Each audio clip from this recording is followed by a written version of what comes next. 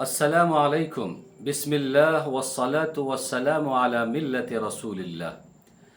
ناظرین، اللہ تبارک و تعالی قرآن کریم کے پارہ نمبر 4 کے سورہ آل عمران کے 160ویں آیت میں ارشاد فرماتا ہے، ان ینصرکم اللہ فلا غالب لکم۔ اگر اللہ تبارک و تعالی تمہاری مدد کرتے ہیں تو کوئی تم پر غالب نہیں آ سکتا، کوئی تمہیں مغلوب نہیں کر سکتا، کوئی تمہیں شکست نہیں دے سکتا، کوئی تمہیں ہرا نہیں سکتا، کوئی تمہیں مات نہیں دے سکتا۔ وَإِن يَخْذُلْكُمْ فَمَنْ ذَا الَّذِي يَنْصُرُكُم مِّن بَعْدِهِ۔ اور اگر اللہ تمہاری مدد کرنا چھوڑ دے تو پھر کون ہے اللہ کے بعد جو تمہاری مدد کرے؟ وَعَلَى اللَّهِ فَلْيَتَوَكَّلِ الْمُؤْمِنُونَ۔